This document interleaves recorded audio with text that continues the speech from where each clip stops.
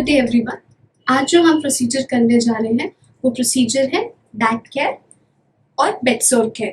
तो हमारे पास पेशेंट्स जो मेजॉरिटी टाइम होता है कि कुछ पेशेंट्स होते हैं जो सुपाइन पोजीशन पे कंटिन्यूस रहते हैं, जैसे कि हमारे पैरालाइज्ड पेशेंट्स हैं या फिर हेड इंजरी वाले पेशेंट होते हैं या जो वेंटिलेटर में होते हैं हाई रिस्क एरियाज में।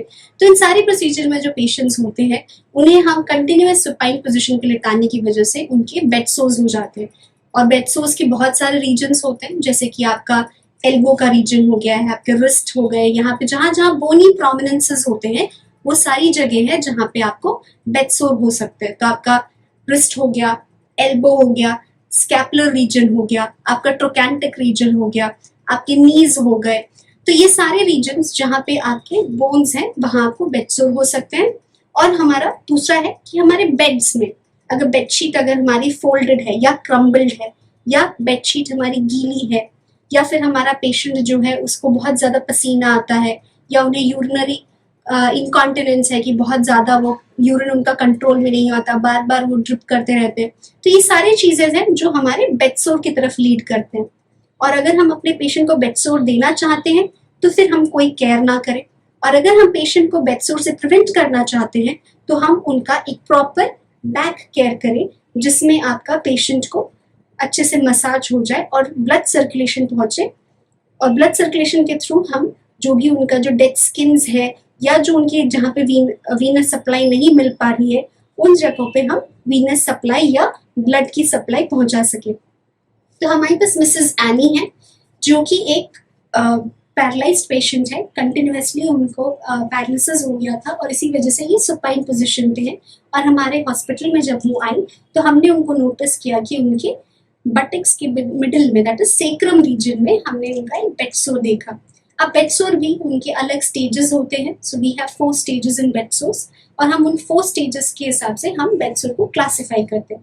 तो हमारी मिसेस एनी का जो है वो फर्स्ट स्टेज है जहाँ पे हमारा उनका सिर्फ प्राइमरी टिश्यू पे रेडनेस आ गई है और एक उनको पेन हो रहा है उस जगह पे। तो अब हम इस बेडसोर को प्रिवेंट और ज्यादा बढ़ने से हम रोकेंगे, तो हमें उनके लिए बेड केयर बैक केयर करना होगा। सो फर्स्ट है हमारे बैक केयर के लिए कुछ चीजें हमें अरेंज करनी पड़ती है, इक्विपमेंट्स की जरूरत होती है। तो हमारा सबसे पहला है या तो हम एक पाउडर ले लें या फिर हम कोई हेयर ऑयल या कोई भी ऑयल, एक नॉर्मल ऑयल या बेबी ऑयल अगर हमारे पास है तो हम वो ऑयल ले सकते हैं। हमारे पास ग्लव्स होने चाहिए और मास्क होना चाहिए, लेकिन मास्क ऑप्शनल है क्योंकि अगर पेशेंट हाई रिस्क एरिया में है तो हमें डेफिनेटली मास्क की जरूरत है, और अगर हमारा पेशेंट हाई रिस्क एरिया में नहीं है, एक नॉर्मल पेशेंट है, तो हम मास्क का यूज नहीं करते हैं।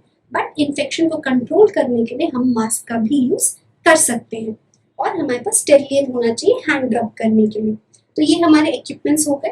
अब हम एनवायरनमेंट की बात कर ले तो एनवायरनमेंट में हमारे प्राइवेसी होनी चाहिए, और क्योंकि हमारी पेशेंट कॉन्शियस है, बस पैरालाइज्ड है, तो हमसे इनसे एक वर्बल कंसेंट लेंगे कि हम इनका बैक केयर करने वाले हैं। और एनवायरनमेंट में फैन ऑफ रहेगा क्योंकि प्रोसीजर के दौरान उनका जो पाउडर है वो शायद वो इनहेल कर सकते हैं और इसकी वजह से उन्हें कंजेशन हो सकता है, तो हम फैन को ऑफ रखेंगे।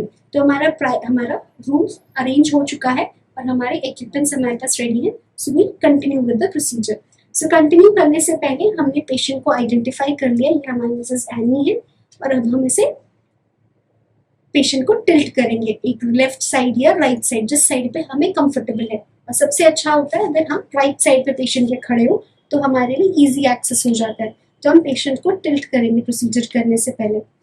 सो अब हम प्रोसीजर के लिए तैयार हो रहे हैं, तो हमारा फर्स्ट हम हैंड को क्लीन करेंगे क्योंकि क्लीन प्रोसीजर है। हम हैंड वॉश भी कर सकते हैं या फिर हम हैंड रब भी कर सकते हैं, तो अब हम हैंड रब करेंगे।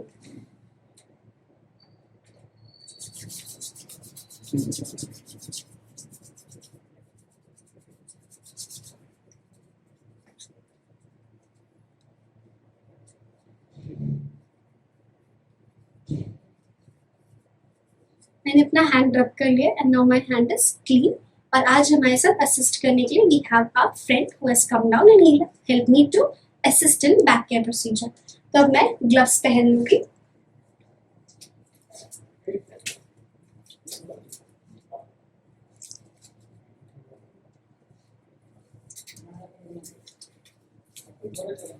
ग्लव्स मैंने पहन लिया है। हमारी मिसेस एनी इन्फेक्शियस नहीं है, उन्हें कोई भी इन्फेक्शन नहीं है, इसीलिए मैं ऑप्शनल रख रही हूँ। मास्क को मैंने अवॉइड किया है। अब मैं बेडशीट को हाफ ओपन कर लूँगी। अब मैं पेशेंट को टिल्ट करूँगी। सो टिल्ट करने का भी एक तरीका होता है। हम पहले पेशेंट के लेग को हम फोल्ड करते हैं और उसके बाद लेग को हम उस तरफ टिल्ट करते हैं और हैंड को हम टिल्ट कर लेते हैं। सो इस तरह से हम पेशेंट को एक साइड के लिए फोल्ड कर लेते हैं और हम अपना बैक एक्सपोज करते हैं। तो एज यू कैन सी कि हमारे पेशेंट को बैक पे एक बेडसोर यहाँ पे है, सेक्रम रीजन पे इनके बेडसोर है और ये फर्स्ट डिग्री बेडसोर है क्योंकि सिर्फ रेडनेस है। तो अब हम यहाँ पे बैक केयर करेंगे। तो बैक केयर करने के लिए मैंने अपना हेयर ऑयल ले लिया है और हेयर ऑयल लेने के बाद मैं इसे अपने हाथों में बहुत अच्छे से ले लूंगी और ये मैं अपने पेशेंट्स के बैक पे हम स्प्रेड कर लेंगे। स्प्रेड करने के बाद हम बैक केयर के स्टेप्स करेंगे।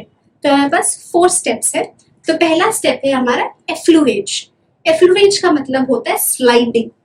तो अब हम ये एक स्वीडिश लैंग्वेज है, तो स्वीडिश लैंग्वेज में एफ्लुएज का मतलब होता है स्लाइड करना।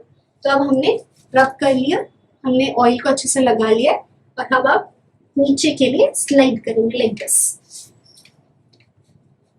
और यही सेम प्रोसीजर हम 5 टाइम्स करते जाएंगे।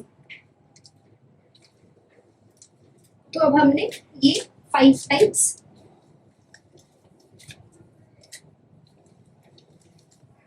कर लिया है। 5 टाइम्स एफ्लुएज करने के बाद हमारा नेक्स्ट स्टेज है पेट्रिसेट। पेट्रिसेट का मतलब होता है नीडिंग। नीडिंग का मतलब किसी चीज को गूंथना। जैसे हम लोग आटा मारते हैं तो हम लोग अपने दोनों हाथों से उसको फोल्ड करते हैं आटे को, उसी तरह हम यहाँ पे भी करेंगे। तो हम यहाँ से स्टार्ट करेंगे शोल्डर टिप से। सो इस तरह से हम फोल्ड करते जाएंगे, प्रेशर लगाएंगे जिससे कि वहां पे अच्छे से प्रेशर क्रिएट होता जाए और हम सेक्रम तक आएंगे।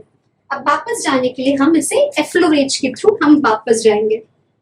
सो ये स्टेप भी हम 5 टाइम्स करेंगे।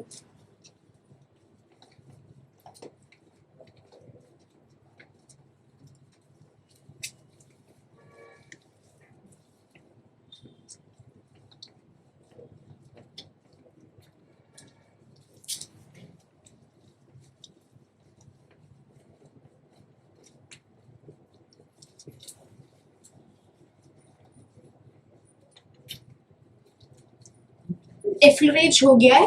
नेक्स्ट स्टेप जो हमारा होगा वो है टपोटमेंट। टपोटमेंट का मतलब है टैप करना किसी चीज को। सो टैप करने के लिए हमें अपना शेप, हाथ जो है वो कप शेप में लेना होगा और हम ये भी 10 टाइम्स हम इसे करेंगे। Tapotement is a rhythmic movement, तो इसे 10 टाइम्स करना होगा। 5 times one side, 5 times other side. So 5 first right side में, बाकी का 5 आपके लेफ्ट साइड में होगा। तो ये यहाँ पे जाएगा। देन यू रिटर्न बैक, एफ्लुएज की मदद से आप वापस आएंगे एंड ऐसे आप 5 टाइम्स इसे यहाँ पे करोगे। आपने 5 टाइम्स ये कर लिया एंड सेम यही चीज आप इस साइड पे भी करोगे।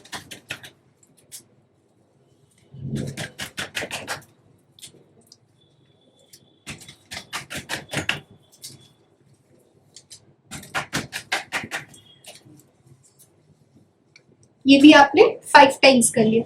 आपने जब टपोटमेंट कर लिया है, टपोटमेंट के बाद आपका सबसे लास्ट स्टेप होता है रिदमिक वाइब्रेशन। सो आप वाइब्रेशन का मतलब होता है कोई चीज ऐसे पकड़ के आप अपने इस पाम के एंड पे, आप इस एंड से आप यहाँ पे मसाज दे रहे हो। सो ये वाइब्रेशन है। So you are moving it, ऐसे मूव करोगे। तो आप एक हाथ को यहाँ सपोर्ट करोगे और दूसरे हाथ से आप प्रेशर दोगे। सो ये भी 10 टाइम्स होगा एंड रिटर्न ऐसे ही।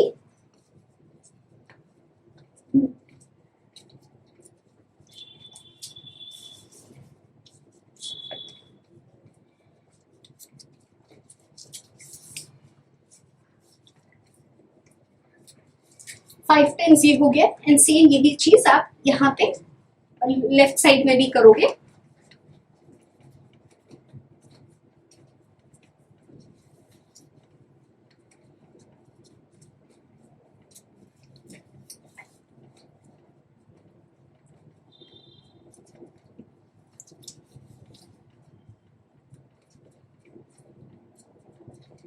ये करने के बाद आपका पूरा बैक केयर का प्रोसीजर ठीक ओवर हो जाता है।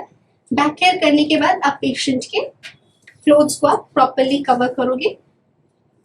कवर करने के बाद आप पेशेंट को एक एक्स्ट्रा पिलो की मदद से पोजीशन दोगे, जिससे कि जो आपका प्रेशर अल्सर हुआ है वो प्रेशर से रिलीव हो जाए।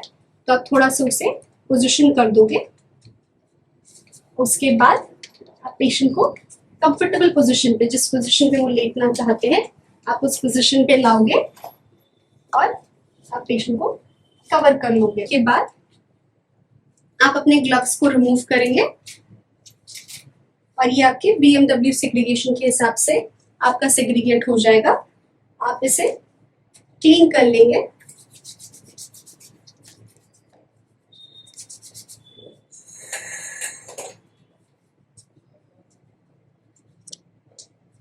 आपने इसे क्लीन कर लिया है। क्लीन करने के बाद आप अपना डॉक्यूमेंट करेंगे और डॉक्यूमेंटेशन पे आपका आएगा आपने कहाँ पे बेडसोर देखा, कितना उसका डायमीटर कितना था, उसका मेजरमेंट कितना था, कौन सा स्टेज था, और आपने बैक केयर पूरे स्टेप्स फॉलो करके आपने बैक केयर किया है। कौन सा बैक केयर है, ऑयल बैक केयर है या पाउडर से आपने बैक केयर किया, ये मेंशन करेंगे। और उसके बाद पेशेंट की वाइटल साइंस को रिकॉर्ड करेंगे और इसी के साथ आपका बैक केयर और प्रेशर केयर आपका कंप्लीट हो जाएगा। Thank you.